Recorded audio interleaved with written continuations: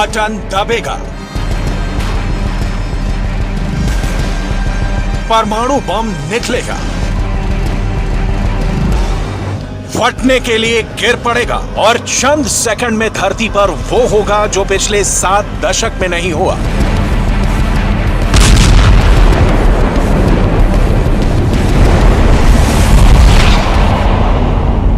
दुनिया में अगर तीसरा एटम बम फटेगा तो हिरोशिमा से कई गुना अधिक विध्वंसक होगा।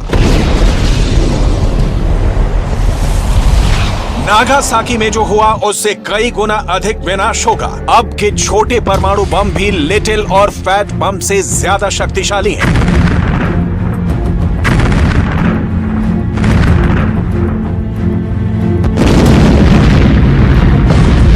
इतने ताकतवर कि उनके जमीन पर गिरते ही जर्रा जर्रा थर्रा उठेगा, आसमान में अंधेरा छा जाएगा, धरती शोलों से लाल हो जाएगी,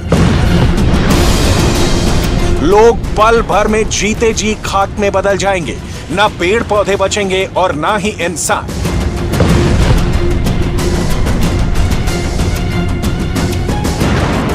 धरती पर जगह जगह बन जाएगा खुला कब्रिस्तान। दुनिया के सबसे ताकतवर मुल्क के सबसे शक्तिशाली शख्स ने परमाणु खतरे को लेकर बहुत बड़ा बयान दिया है। अमेरिका के प्रेसिडेंट बाइडेन का कहना है परमाणु हथियारों के इस्तेमाल का जोखिम पिछले 60 वर्षों में सबसे अधिक है। बाइडेन ने परमाणु खतरे की तुलना क्यूबा मिसाइल संकट से की, जिसने 1962 में दुनिया को तबाही के कगार पर ला खड़ा किया था। एटम बम के फटने का काउंटडाउन शुरू हो गया था। बाइडेन की माने तो फिलहाल वैसे ही हालात बने हुए हैं, क्योंकि मॉस्को यूक्रेन पर परमाणु हमले की चेतावनी बिना किसी झिझक के कर रहा है।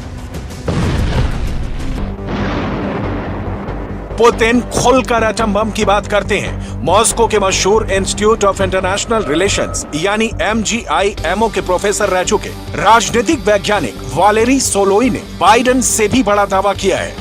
वालेरी सोलोई ने पुतिन को लेकर एक नहीं कई सनसनीखेज दावे किए हैं। सबसे पहले पुतिन के परमाणु हमले को लेकर वालेरी सोलोई ने क्या दावा किया है, इसे सुनिए। К ситуации ядерного апокалипсиса гораздо ближе, чем во время Карибского кризиса. Причина коренится в президенте Российской Федерации Владимире Владимировиче Путине, который всерьез, более чем серьезно настроен продемонстрировать возможности ядерного оружия. द न्यूयॉर्क टाइम्स की एक रिपोर्ट के मुताबिक दुनिया के मशहूर युद्ध विश्लेषकों का मानना है कि पुतिन की सेना किसी भी पारंपरिक युद्ध को कैसे परमाणु युद्ध में बदला जा सकता है, इसका अभ्यास भी कर चुकी है। और खासकर यूक्रेन युद्ध के मैदान में भारी नुकसान के बाद रूस की सेना ऐसा कर भी सकती है। आमतौर पर परमाणु हथियार 2 तरह के होते हैं, एक स्ट्रेटेजिक परमाणु हथियार और दूसरे टैक्टिकल परमाणु हथियार यानी छोटे परमाणु बम जो सीमित दायरे में तबाही मचाते हैं। दुनिया की नजर अब पुतिन के नए वॉर प्लान पर टिक गई है। यूक्रेन में रूस की सेना लगातार पीछे हटती जा रही है। ऐसे में कीव के किले को ध्वस्त करने के लिए पुतिन हमले तेज कर सकते हैं। गोली बारूद और टैंक मिसाइलों से अगर काम पूरा होता नहीं दिखा तो आशंका है कि बौखलाए पुतिन ऑपरेशन TNW यानी टैक्टिकल न्यूक्लियर वेपन को ग्रीन सिग्नल दे सकते हैं। Не может себе позволить потерпеть поражение. И у него остались в загашнике 2 инструмента. Значит, первый инструмент – это мобилизация, которую он использует. Второй инструмент – это демонстрация. Демонстрация возможностей ядерного оружия. अगर ये हुआ तो वो होगा जिसे देखकर पूरी दुनिया दहल जाएगी। अगर यूक्रेन में रूस अपने टैक्टिकल न्यूक्लियर वेपन से वार करता है तो यूक्रेन की तस्वीर पूरी तरह से बदल जाएगी। खतरा इसलिए भी बहुत बड़ा है क्योंकि रूस खासकर पुतिन पर बहुत ही करीब से नजर रखने वाले वालेरी सोलोई ने बहुत बड़ी वार्निंग दी है। Принципиальное решение об использовании или в виде демонстрации, или на поле боя тактического ядерного оружия тоже принято. Вопрос в формах, времени. सवाल है, क्या यूक्रेन में गिरेगा छोटा एटम बम? क्या यूक्रेन के शहर ऐसे हो जाएंगे खत्म? पुतिन का 5 किलो परमाणु बम प्लान अमेरिका की डिफेंस इंटेलिजेंस एजेंसी को लगता है कि अगले कुछ दिनों में रूस यूक्रेन युद्ध में एटॉमिक कदम उठा सकता है। डिफेंस इंटेलिजेंस एजेंसी के डायरेक्टर स्कॉट डी बैरियर ने अमेरिकी संसद की सैन्य समिति को बताया है रूस पश्चिमी देशों को संकेत देने और अपनी ताकत के प्रदर्शन के लिए अपने परमाणु हथियारों पर अधिक निर्भर हो सकता है। स्कॉट डी बैरियर ने जो आशंका जाहिर की है उसे अगर दूसरे शब्दों में कहें तो युद्ध की बिसात पर पुतिन का अगला प्लान उस बम से धमाका करना है जिसे दुनिया तबाही का दूसरा नाम कहती है, परमाणु बम का नाम देती है, या कहें कि छोटे परमाणु बम के नाम से पूरी दुनिया डरती है। फेडरेशन ऑफ अमेरिकन साइंटिस्ट के मुताबिक रूस के पास 1 किलो टन से लेकर 100 किलो टन क्षमता के तकरीबन 2000 छोटे न्यूक्लियर बम हैं, जिन्हें टैक्टिकल न्यूक्लियर वेपन भी कहा जाता है। दावा किया जा रहा है कि पुतिन अपने जखीरे का सबसे खतरनाक बम यूक्रेन के खिलाफ इस्तेमाल करने का मन बना चुके हैं। मॉस्को के मशहूर इंस्टीट्यूट MGIMO के प्रोफेसर रह चुके राजनीतिक वैज्ञानिक वालेरी सोलोई को भी यह अंदेशा है कि रूस यूक्रेन के खिलाफ छोटे न्यूक्लियर बम इस्तेमाल करने से नहीं हिचकेगा, क्योंकि पुतिन की इच्छा पूरी दुनिया पर राज करने की है। Кстати, состояние его здоровья таково, я уже упомянул, что у него возникает очень сильный соблазн захватить мир с собой. А он знает, что он уйдет в ограниченные сроки. И как же так? Он уйдет, а мир будет существовать. И мир его не запомнит. А зачем такому миру существовать, если в нем не будет такого замечательного вождя и гения всех времен и народов, как Владимир Владимирович Путин? Не обольщайтесь. Не надейтесь на то, что кто-то в России, внутри российского руководства остановит Владимира Владимировича. छोटे एटम बम रूस के सबसे महाविनाशक हथियारों में से एक है। टैक्टिकल न्यूक्लियर वेपन को रूस ने शीत युद्ध के दौरान बनाया था। रूस के टैक्टिकल न्यूक्लियर बम को एयरक्राफ्ट से गिराया जा सकता है और यूक्रेन के शहरों को बर्बाद किया जा सकता है। रूस के छोटे परमाणु बमों को पारंपरिक मिसाइलों पर लोड किया जा सकता है। मिसाइल के तौर पर इस्कंदर मिसाइलों के जरिए टैक्टिकल न्यूक्लियर वेपन से 500 किलोमीटर दूरी तक दुश्मन देश में निशाना बनाया जा सकता है। यही नहीं, रूस के पास ऐसे मिसाइल सिस्टम भी हैं जो पनडुब्बी या युद्धपोत से लॉन्च किए जा सकते हैं। इन पर भी ये टैक्टिकल न्यूक्लियर वेपन फिट बैठते हैं। रूस का कैलिबर मिसाइल SM-30 समंदर में भी पनडुब्बी या जहाज से लॉन्च किया जा सकता है और ये 1500 से 2500 किलोमीटर दूर तक निशाने को भेज सकता है।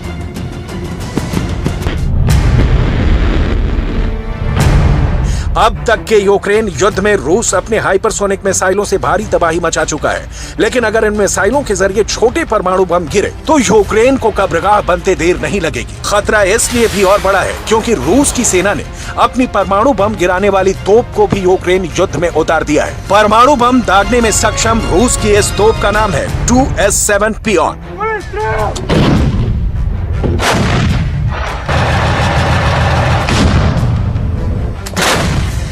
परमाणु बम गिराने वाली रूस की ये तोप कैसे आग उगलती है, इसे देख लीजिए। रूस की ये तोप 37 किलोमीटर तक परमाणु बम से भरे गोले ऐसे ही दाग सकती है। रण क्षेत्र में तैनात इस तोप से अगर छोटे परमाणु बम छोड़ दिए जाएं, तो हालात सर्वनाश जैसे हो जाएंगे। आप कल्पना नहीं कर सकते हैं कि अगर पुतिन टैक्टिकल न्यूक्लियर बम के इस्तेमाल का आदेश देते हैं तो रूस की सेना कैसे जमीन से भी यूक्रेन में भारी तबाही मचा सकती है। युद्ध में परमाणु बम का इस्तेमाल सिर्फ एक बार दूसरे विश्व युद्ध के दौरान जापान के खिलाफ हुआ था। हिरोशिमा और नागासाकी पर परमाणु हमलों के बाद जापान घुटनों पर आ गया था और दूसरा विश्व युद्ध समाप्त हो गया था। अब ये आशंका पैदा हुई है कि 76 साल बाद पुतिन बड़े नहीं, अपने छोटे परमाणु बम का इस्तेमाल कर यूक्रेन को दहला सकते हैं।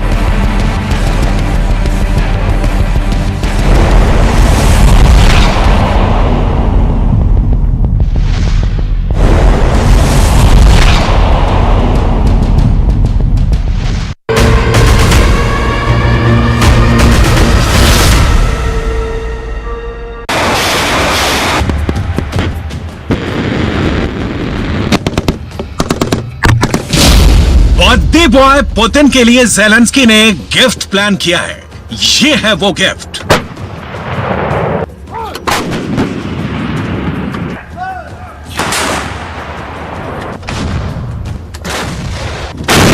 पुतिन का बर्थडे गिफ्ट,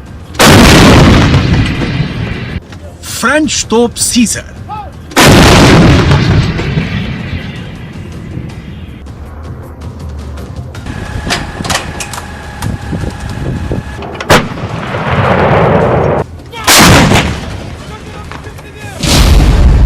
ज़ेलेंस्की ने पुतिन के लिए एक बौद्धिक गिफ्ट खास फ्रांस के राष्ट्रपति इमैनुअल मैक्रों से बात करके मंगवाया है। ये फ्रांस की एक खतरनाक तोप है जिसकी नई खेप यूक्रेन के जंग के मैदान में आ रही है और इसी खतरनाक तोप सीजर से एक दिन में सैकड़ों गोले छोड़कर पुतिन को हार का गिफ्ट दिया जा रहा है।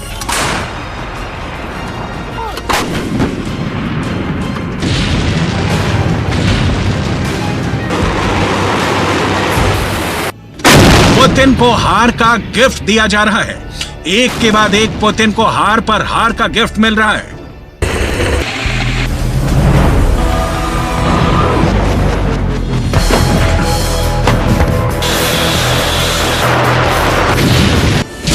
खार्किव में हार, इज्यूम में हार, लीमान में हार और अब खेरसॉन में हार की संभावना।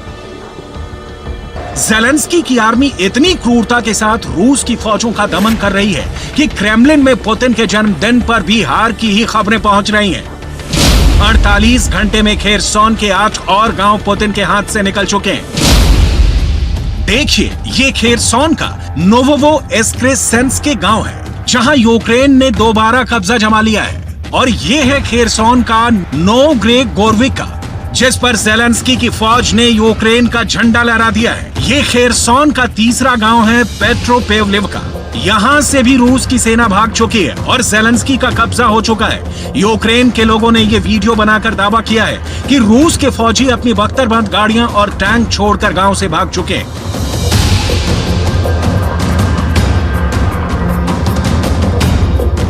ये खेरसॉन का वो चौथा गांव ट्राइफोनविका है जहां पर यूक्रेन के फौजियों ने बहुत शान से यूक्रेन का राष्ट्रीय ध्वज लहरा दिया है। ज़ेलेंस्की की फौज कैसे रूस पर कहर ढा रही है, आगे देखिए। ये खेरसॉन का डेविड्यू इलाका है जहां यूक्रेन के फौजी ऊंचे ऊंचे टावरों पर चढ़कर यूक्रेन का झंडा लगा रहे हैं और जीत के बाद बयान भी जारी कर रहे हैं। खेरसॉन के जोल्टा बाल्टा गांव पर यूक्रेन की फौज ने कब्जा कर लिया है। ठीक इसी तरह खेरसॉन के ही एक और गांव माइरो लुबिविका पर भी यूक्रेन का झंडा लहरा दिया गया है। इन सारी बुरी खबरों ने बर्थडे बॉय पुतिन का पूरा दिन बर्बाद कर दिया है। ज़ेलेंस्की पुतिन को ऐसा घातक गिफ्ट दे रहे हैं कि अपने बर्थडे पर भी पुतिन चैन की सांस नहीं ले पा रहे हैं।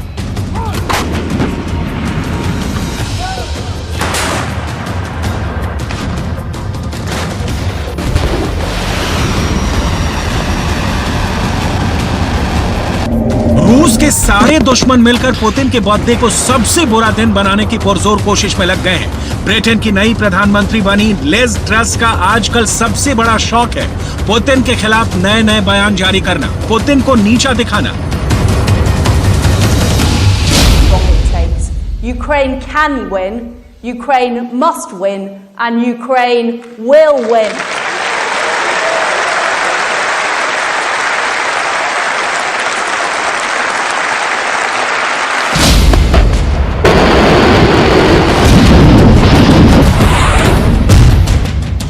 पुतिन के बर्थडे से पहले इस तरह के बयान जारी किए जा रहे हैं ताकि पुतिन तनाव में रहें। फ्रांस के राष्ट्रपति पुतिन के खिलाफ तोप भेज रहे हैं। लिज ट्रस पुतिन के हारने की दुआएं मांग रही हैं। अमेरिका के राष्ट्रपति बाइडेन पुतिन को चेतावनी दे रहे हैं। इतने पर भी अमेरिका और ब्रिटेन को चैन नहीं आ रहा है। पुतिन के खिलाफ बेहद खतरनाक लेख लिखवाए जा रहे हैं। ब्रिटेन के अखबार द सन ने लिखा है, साल 2011 में कर्नल मुअम्मर गद्दाफी के साथ जो हुआ उसकी कल्पना करके पुतिन कथित तौर पर इस संभावना से भयभीत है कि उन्हें सत्ता से बेदखल किया जा सकता है और फिर उन्हें मार दिया जा सकता है।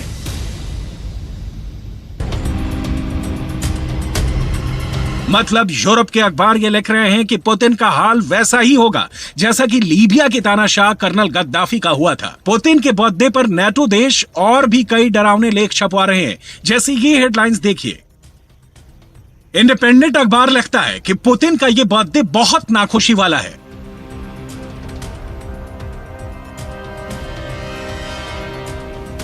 द टाइम की हेडलाइन से 70 के पुतिन अलग थलग हैं, तर्कहीन हैं और थके हुए हैं।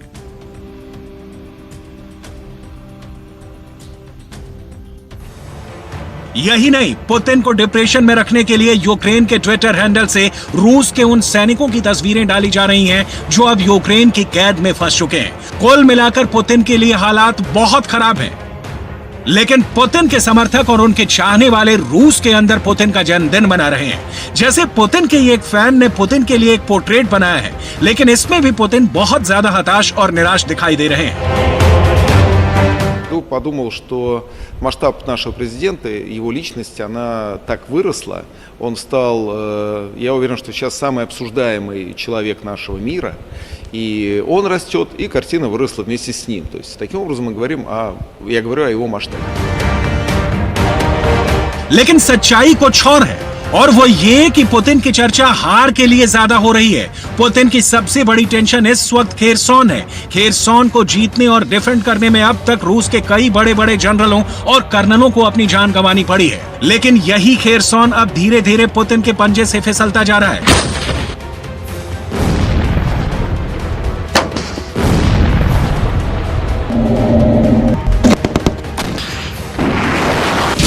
चौबीस फरवरी को जब रूस ने यूक्रेन के खिलाफ युद्ध शुरू किया तो खेरसॉन यूक्रेन का पहला शहर था जो रूस के कब्जे में चला गया।